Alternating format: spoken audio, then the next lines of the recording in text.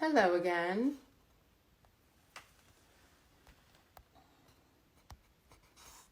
I think it's Jumpman's crashed. We're frozen again. Oops. Reverse. We're going to try this again. Can everybody hear me? This is the beauty of technology, is when everything crashes. But we're going to try it again. Ready, ready, ready? Carmelo Anthony was phenomenal. We're going to get Mark Wahlberg back here now. There he is. Oh, come back, Mark. There we go. Nope. Wow, we love this technology. We're coming, guys.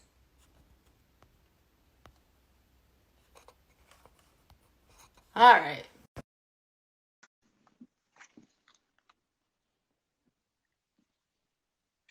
Thanks for hanging in there with us, guys. It is connecting Hey, now. Man, I'm gosh. I'm I'm gonna blame that on, I don't know, technology guys out there not helping us out. Okay, I feel Yeah, like I talk gotta about get all the this in 5G quickly. I conspiracies. know, I swear, Gosh. help me, Lord. Come on. So now I only have 22 minutes left with you, so I'm gonna go real quick. I need people to remember. I mean, all the things that you've done, your resume, which if you try to type it out, forget it. It's incredible. But my favorite thing about you is just your passion for sports, and you've never once hidden that. Even if I don't always like who your allegiances are with. I've chosen to put that aside and compartmentalize that with Yeah. you. Obviously, being from Boston, so I can't wait to get your reaction to a couple of those things, the video last night. But see, I don't know if Mello would understand this as well as Wow. you and I, but how about some of the video from the 1990s, like Oprah, Arsenio Hall, all of that stuff that I my was kids on are the like, who are Arsenio those Hall crazy show. people? You I was on were? Oprah's show. I performed as a rapper. Yeah, me, TLC, Chris Cross, Ah, was Jermaine Dupri because I was a big shoe guy then. I was actually an Adidas guy. My friend was one of the head designers for Adidas, so I had the sample size. So I had sneakers that nobody had. I remember Jermaine Dupri trying to get me to give him a pair of my Concords, and it was MJ who took me away from Adidas. It was MJ who kind of, shook up my alliance with the Celtics just because everybody was so enamored with him. I mean, he had this star quality. He was a movie star on the basketball court. He was the most charismatic guy that you had ever seen in your entire life.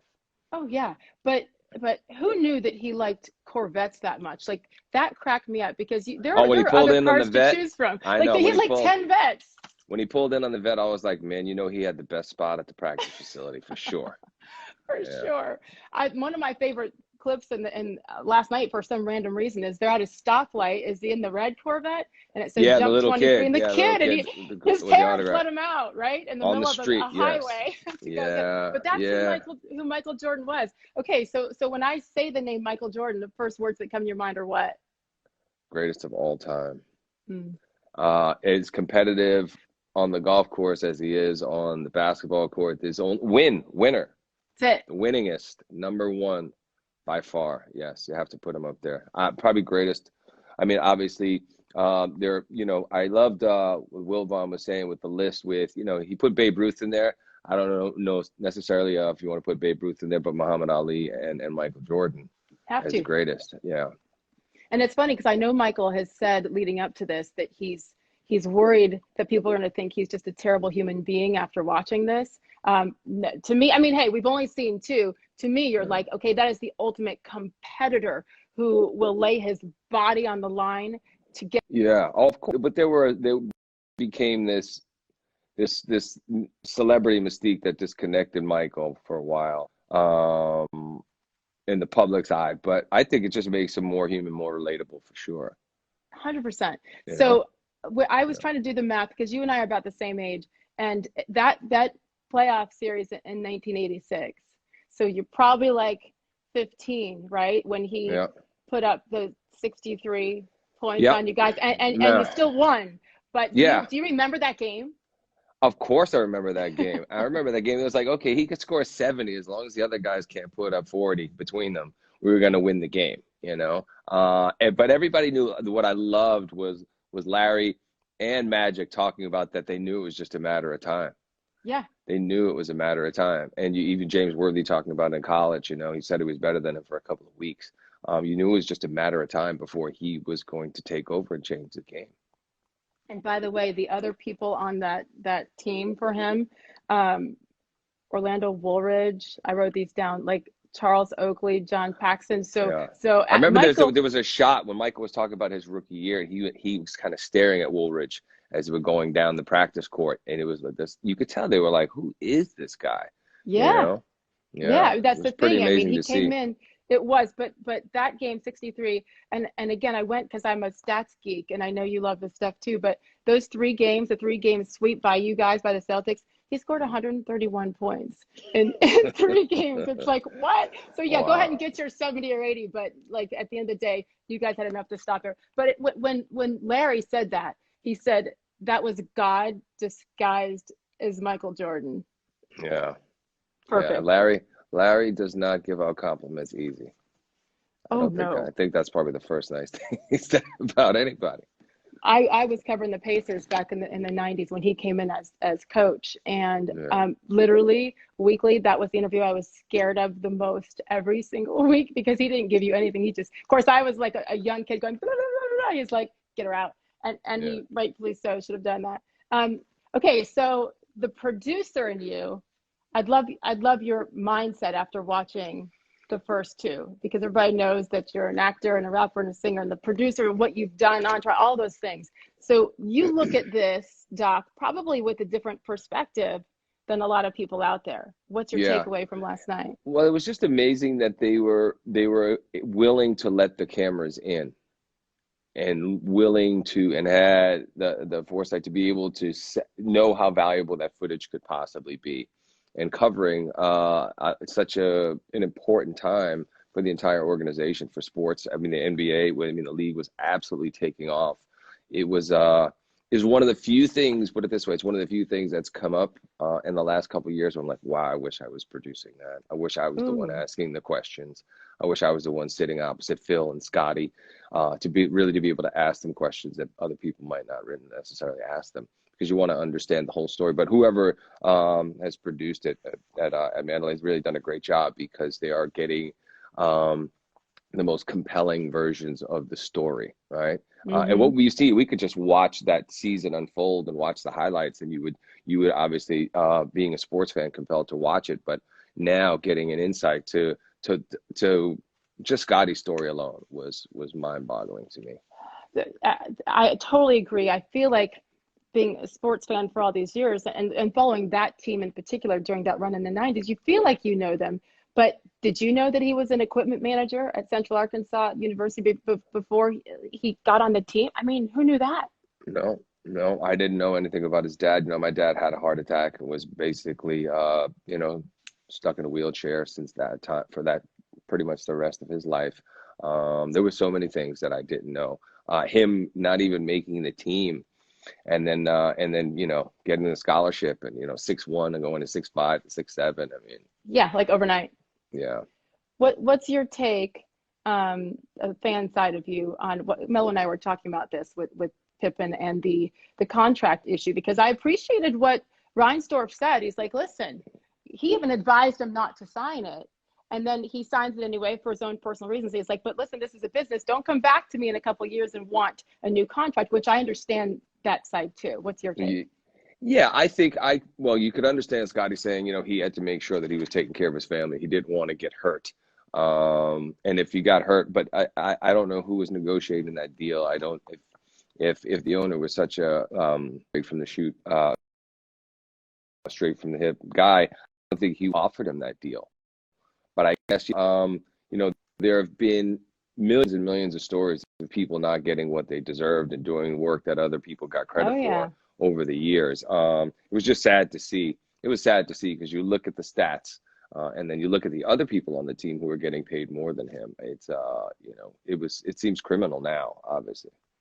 Yeah, for sure. And it's funny because I saw something on Twitter last night, when people were saying, okay, he was the second best player not just the team, but in the NBA at that time when you look money wise. Yeah. But then you have to look at like who else was playing at that top level back then. And David Robinson was the highest paid player at like 5.7, not even $6 million a year. You got Steph now at 40. Michael was at 4 million, and Scotty was at like eighth behind Neek, Robert Parrish, and Kevin McHale were making a little bit more than him. So I feel like at the time they signed the contract, it was probably right on par. But Yeah. it happened pretty quickly where he kind of outgrew those numbers. But I don't know, like, you're part of a team, you're part of a production team. Like, I'm not familiar with the economics. So, I mean, I literally was left hanging, and then they started talking about they were going to get into, watch the trailer for the third and fourth episode. They were going to get into Dennis's story, but I was like, well, wait a second. What happened with Scotty? You know, he hadn't come back yet. Right. You know, did he finally get paid when he left? I don't know what happened. I really don't. I feel like I should have known what happened. Well, maybe. I know. See, this is the producer coming out at you, right? Like, wait. Yeah. We got to answer these questions. Well, the best part about it is it's so compelling that you could wait until, you know, see episode 8, 9, or 10 to give out that information, because it's very, very valuable. They got us. We're like sucked in. Oh, hooked. Totally hooked. You know what? Something good that came out, because, you know, there hasn't been much. I mean, I've been watching old fights on ESPN. I've been watching, you know, it's De La Hoya with Chavez, and then Trinidad, and then the great Tyson fights. And, you know, that's what I've been watching. You know, I don't want to watch the news because it's depressing. And then waiting for the Last Dance to come on. It's like, it's been a godsend that this is now happening. So I have something to look forward to. Oh, for sure. And I need to segue into this just for a second, because for all those of us who follow you on your Instagram, what you could also be doing during this time is doing some TikToks with your daughter and your wife. And for some reason you are refusing to do this. And I don't understand why. Like, the world wants to see you out there. No, I did one. You know, they're off, like, going to another level. The first one I did was with my daughter, and she has to be in the front. She's a camera hog. So I try to get in the front and like get my shine, and she was like, absolutely not. So then the second time I just appeared, I just poked my head out and tapped my wife on the backside. Appreciating the view. And then you know, other than that, I've been like, you know, nope, Dad, you're not even welcome. They go up and lock themselves now in the bathroom, and you know, she's applying makeup to her face and everything else, and doing all kinds of crazy stuff. It's phenomenal, and her confidence. I mean, well, she did get upset at me that I posted the last one. Why? But she sent it to me. I went downstairs to get something to eat. They sent it to me, and then I was like, oh my God, this will really make people smile. And then I told her, and I showed her some notes that I had gotten and received for people that I've been in communication with that are really on the front lines and working 12 hours a day and putting themselves at risk. And they said, wow, that really made them laugh after a day of crying and a day of living in fear. And so then she was like, okay, Dad, but no more. So she'll make another one in the next day or two. Oh, she's upstairs right now, probably working. Yeah, but she's on fire. She's got some serious star quality. I thank God she's an equestrian, so I'm not like too worried about her going into the acting thing, at least now. I think that may be something that she gravitates toward later on. And of course, if she does, I'll be there to support her. No, I was actually starting to think, I was like, wow, we could do our own version of Paper Moon here, her and I. How old is she? 10. Oh my goodness. She acts older. I mean, just because of the way she walks around with that confidence. And by the way, my daughter's an equestrian too. And I'm like, okay, I love this, but now stop. Like, for parents who are trying to save money, that is the absolute wrong sport, right? No. Okay. Very, very wealthy people tell me that it's a bad thing to get them in. But you know what? It's given her responsibility. I mean, she's in there shoveling poop. She doesn't care. She does it all. Yeah. And, you know, there's no boy talk or any of that stuff. So I love that fact. And that's one of the beautiful things about that sport for sure. But just wait. It's still coming. I wanted to ask you, because I thought this was fascinating, and you can probably relate, because 4 boys in your family, right? 4, 5? No, 6. 6. I'm the youngest. 6 boys? I'm the youngest of 9 boys and 3 girls. Yeah. That's 6 boys. God bless your mother once again. Like, I only have 3. I can't even imagine the dynamic that Michael Jordan talked about last night with his brothers, in particular Larry. That to me was fascinating, and then with his father, right? And so he acknowledged that he was kind of clamoring for attention, Oh, and yeah. especially because his father gave it more to Larry than to him. Hmm. I don't know what it was like in your household. I mean, some of us know some things, right? But Yeah. when you're clamoring for attention, when you're looking for that approval, like did you identify with anything that he was saying last night? Oh, 100%, especially his competitiveness and where it came from. I remember to this day scoring a goal on my brother. We're playing street hockey, and I was always working twice as hard as everybody else because I was the youngest. Yeah. They would say I would be spoiled, but I was just talking to my kids about the first time I got something brand new. I got a bike when I was like 8 years old. It was the first thing I had new. Everything was hand-me-downs. So if I scored on my brother, I remember getting hit in the back of the head with a hot because I was starting to get good. I used to play baseball with all the older kids. So they would call me Fred Lynn because I would run down any fly ball in the outfield, left field or right field. And I'd be out there playing all day and all night.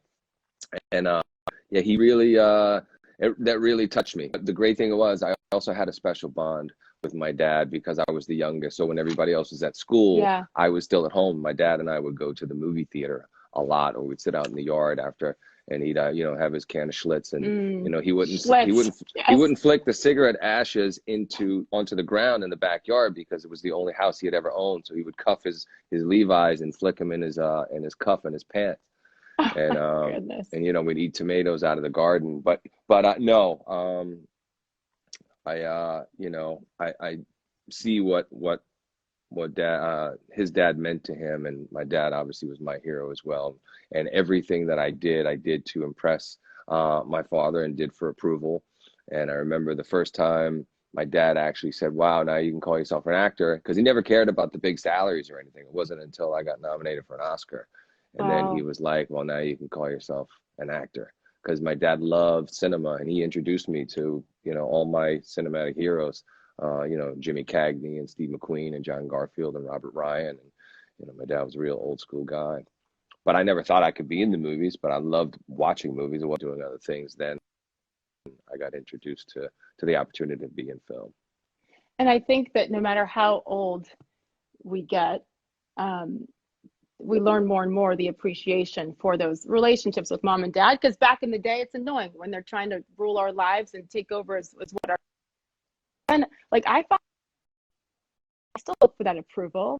You still want to please them and Of make them course. proud. And you could see Michael last night. I mean, and getting emotional talking about that relationship with his father. And obviously we're going to hear more about that, I think, in the next episodes when he tragically lost his dad. But don't we all still look for that approval? I mean, right or wrong.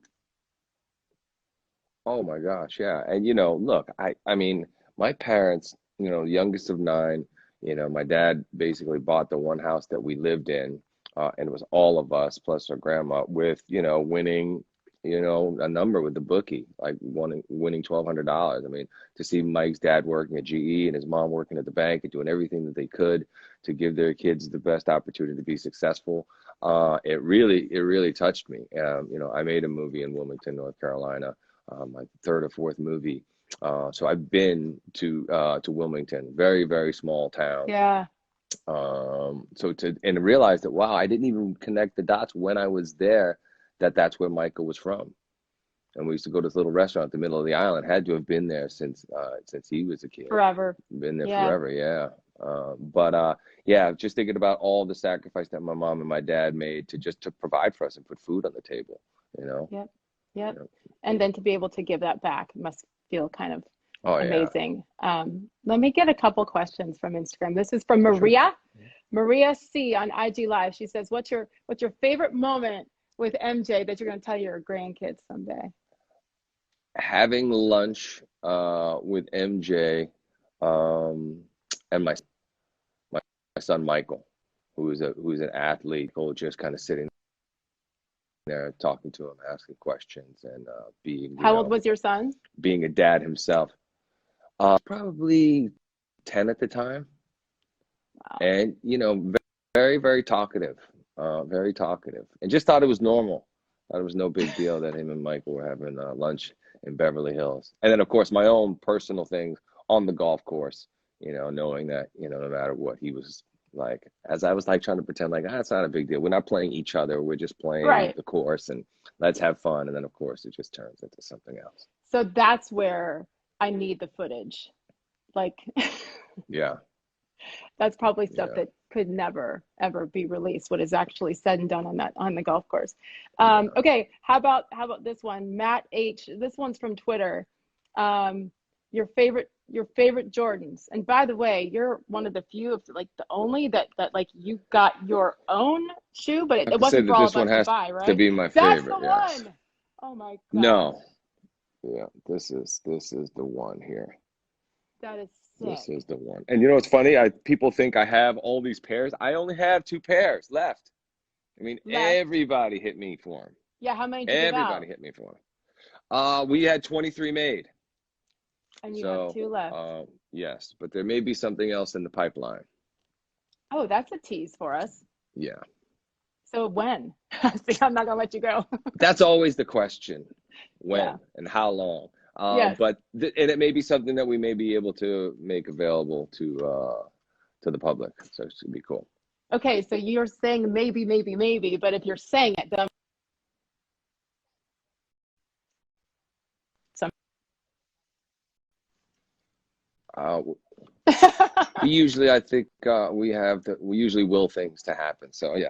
Okay, where there's a will, there's a way. Okay, real quick. I need an hour with you too. So we're gonna go in Mello's closet and I don't know, take us out in the back basketball court there later next time we talk to you. But the fan of you, the producer and you, separate it. You tell me what's the storyline you're most looking forward to in these next couple episodes? Well, it's funny because we all think we know and understand Dennis's story because he was so out there. But why the organization took him in? Obviously, he was a machine. On the boards, it was unbelievable. So all of it. I mean, obviously, I wanna hear the rest of Scotty's story. I want to hear why. It's all of it. It's incredible. It's not a specific thing that I could point out. I think got me so hooked. Of course, this was my childhood. This was my teenage years. This was like I was up and watching. You watched every single game. You Yeah. watch every single game. You watched how. My God, I mean, throughout Michael's career, he spoiled everybody else's chances of getting a ring. Ruined it. Whether it be Charles, the Knicks. I mean, my gosh, you think about the people. It just wasn't going to happen. I lived in Indiana during the 90s, and Reggie, I mean, we had some teams, Man, but those battles with the Pacers and the Knicks were phenomenal. Completely. Phenomenal. I mean, I got like emotional watching some of those last night. And then you see, of course, all the old school Absolutely. guys, and in my case, Absolutely. the Rick Smiths, and it's like, oh my goodness, this is like, there's just so much, and it's all about timing in sports with so many things that you can't control. And for Reggie Miller, again, Yeah. selfishly here, One of the like, one things that I was really upset about, I started yelling at the TV yesterday. And because they were just talking about the importance of other teams in Chicago before Michael came, and they had a clip of Carlton Fisk in a white uniform and not a Red Sox uniform, and I just thought that they could not do that. I'm very uncomfortable with that. I was yelling, and my guy who works with me is sitting there on the couch watching. He's like, "Who's Carlton Fisk?" He has no idea. He's 33 years old. I'm like, he's a Red Sox, okay? He's not a Chicago White Sox. damn it, he's a Red Sox. This is a problem. Yes. I mean, See, not if Carlton you had Fisk. been in control of this production, there's no way that would have happened. No, there are many other great White Sox that we could have showed instead of Carlton Fisk. That was an inside jab. Sure.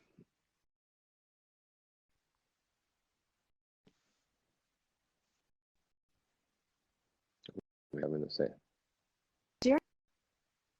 Like, obviously, he did some things, and sometimes it's the way you do things when you're a leader, right? It's how Mm-hmm. you do things, not what you're doing. And I think that was obviously one of the problems that people had with him. But there were moments where I was like, this is uncomfortable, the way that they're going at him, even if he quote unquote deserves it. What was your take on that storyline? Because that was crazy. Oh, with the GM, with Jerry Krause? Yeah, with Jerry Krause and Pippen and Jordan, I mean, all of them. And obviously how he handled Phil. Yeah, I don't know. I mean, it would be hard pressed to say what anybody would be thinking to dismantle a team at the height of their success. Porter is saying, well, you know, he felt like he was being overlooked. He wasn't getting any of the credit. I think most people don't aware of what's going on in the front office. They're aware of what's going on the court. Exactly. And for anybody to not say, okay, we just won 5, let's go win 6. Why not go for a 7th? I mean, you keep that going. So I know it just boggled my mind. Yeah, I cannot understand that rationale. I think, you know, it's like all of a sudden at the height of Entourage in season 6, we're going to just change the cast because Jeremy Piven has become a bigger star than one of the other cast members. It's absolutely crazy. But again, because we were getting cut off, the most amazing thing about Michael is the work ethic. And I hope that our younger generation, somebody who, you know, whether it's to win, you know, the affection of a parent or the respect of a sibling, or to prove somebody who a naysayer wrong. I mean, I've always felt like I was never supposed to be in the position that I'm in, but I was willing to work harder than everybody else. And I'm still working harder than everybody. And that's just what I do. And that's why I've become successful. So why wouldn't I keep doing that? And you could see that was Michael's whole attitude. And I'm hoping that my kids get that and see that, because I want to be an example for them. But I think people are really going to take away from this, and hopefully young people like, wow, if I want something, I better go be willing to work twice as hard as everybody else, day in and day out. There was a moment at the beginning where Roy Williams, who was his assistant coach at North Carolina, said, the look on his face when Roy said that, he challenged Michael, right? And then Michael got all, and he's like, no one will work harder than me. And that has proven to be true. But you're right. So this is cool and this is fun to watch the scenes. But I love what you said to wrap it up. Like, there are lessons that we can all take from this if we choose to. The other great quote, the other great quote from Roy was that also he's the only guy who could turn it on and turn it off at any time, but he never turned it off. Ever. And you can't. Do we know people like that, athletes like that? I'm sure there are some, but it's another level. I don't think we'll ever see what we saw again. There's only a few because normally what happens is you work so hard to get there. You might do all the work to get there, but then you start getting a little bit complacent. And we've seen many a great athlete get complacent, or somebody who's just supposed to be the guy. So they just assume that they'll always be the guy, and then somebody comes in and takes their spot because they're willing to work harder than them. That's a difference. And not a lot of people have that DNA and that gene, you know what I mean? That, you know, just they will no matter what. I remember they were talking about a basketball game that was going on between Brady and Jordan were playing at Baker's Bay. And I was like, I was on the same team. I mean, forget it. I wish I had you know, front row seat to that game. It was one of the few times that I wasn't there. That would have been a real treat to see. Unbelievable, for sure. All right, so now we got to wait. And of course, 6 they were days. on the same team. They were on the same team. That's did wrong. That was the only thing about Michael. When Michael and I were playing in a golf tournament, he invited me to his tournament, and then all of a sudden he puts himself with Brady, and then and then all the other good golfers that were there didn't have equally talented partners. I'll just say that. Equally talented. And That's a nice way of putting it. Yeah, and I wouldn't put it like that if we were just talking in person. But I was like, he won his own tournament. I'm like, this is a charity event. He doesn't care. But I tell you, it always, look, he motivates me and inspires me every single day, and hopefully it's going to do that for everybody else who watches it. Did your kids watch with you? They were watching. They're going to come back. You know, the great thing is we got it sent early, so we're going to watch it when they're less distracted. Yes. Well, it is one of those things that I can finally say, see guys, see kids, this is what it used to be like, and this is why the Steph Currys and LeBrons of the world can do what they do is because of what he did and how he did it. So awesome. We got 6 days now and counting until episodes 3 and 4. So for all of you guys at home, again, 9 p.m. Eastern time on ESPN in the US, Netflix, if you're outside of our borders here. But we are back with the encore next week with 2 guests. If you're bored, Mark, come join us again. And we'll work out the technical glitches. Are you proud of me for bringing you back on?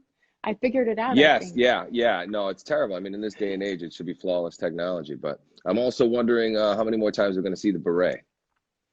The beret. The beret. Only one person can get away with that beret. And that's what my kid, like, what is that hat thing? I'm like, it's not just a hat, guys. That's a beret. So much more than that. Okay, you're the best. Thank you so much for your time. Go get that workout in. It was really awesome to talk to you. Thank you. Bye, guys. Bye. By the way, for those of you still on, wear your Jordans all week. If you wear your Jordans, give us a hashtag in my J's, and then we're going to keep an eye on it here on Jordan Brand. We're going to keep an eye on it and possibly post it on our Instagram page. So hashtag in my J's. I showed you mine from earlier, right? Did you miss it when I was with Mello? There you go. Look at that. These are the Jordan 1 lows, and they are kind of amazing. I have to go on air today on SportsCenter 6 o'clock Eastern time. I'm going to look professional in a dress, but these are the shoes that I will be wearing, just FYI. So thanks to everybody. Next Sunday, 9 o'clock Eastern time, once again on ESPN for episodes 3 and 4, Netflix if you're outside the US. And we are back with the encore with 2 more surprise guests next week. I love you. Thank you. Have a blessed day.